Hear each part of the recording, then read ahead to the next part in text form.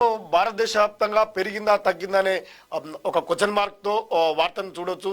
ఇప్పటికే ఎన్డీఏలో అనేక మంది చేరుతా ఉన్నారు. మూడోసారి కూడా తామే అధికారంలోకి వస్తామని చెప్తా ఉన్నారు. అదేవిధంగా ఎన్డీఏ కూటమిలో వివిధ కూటమిలో ఉన్నటువంటి ఇండియా కూటమిలో ఉన్నటువంటి బలమైనటువంటి వ్యక్తులంతా కూడా ఎన్డీఏ కూటమిలో చేరుతున్నటువంటి పరిస్థితి.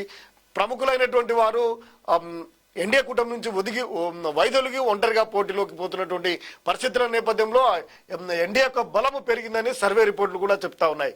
మిత్రపక్షాలను చీల్చుతున్న బీజేపీ మొన్న మహారాష్ట్రలో శివసేన, నేడు తమిళనాట అన్న డిఎంకే, యూపీలోనూ మైండ్ గేమ్, సొంత బలంపై అపనమ్మకం.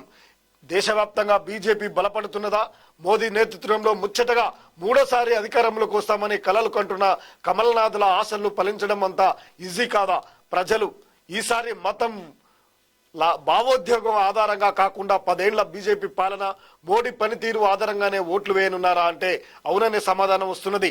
బీజేపీకి బలం లేదు అనడానికి అనేక ఉదాహరణలు ఉన్నాయని రాజకీయ విశ్లేషకులు చెప్తున్నారు. ముందుగా మోడీ, అమిత్ షాలు మహారాష్ట్రలో మహా వికాస్ ఆఘాడి ప్రభుత్వాన్ని గద్దెదించడమే కాకుండా లోక్సభ ఎన్నికల్లో షెడ్యూల్ నాటి శివసేన, ఎన్సీపీని చీల్చి తెచ్చారు.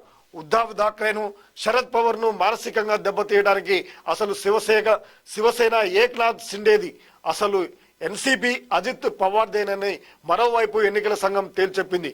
దీన్ని అదృశ్య శక్తి విజయంగా శరద్ పవార్ కూతురు ఎంపీ సుప్రియా సూలే అభివర్ణించారు.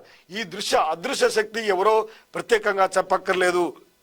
ఆయనే కీలకమైనటువంటి నేత, భారత ప్రధాని మోడీ అనేది స్పష్టంగా అర్థమవుతుంది.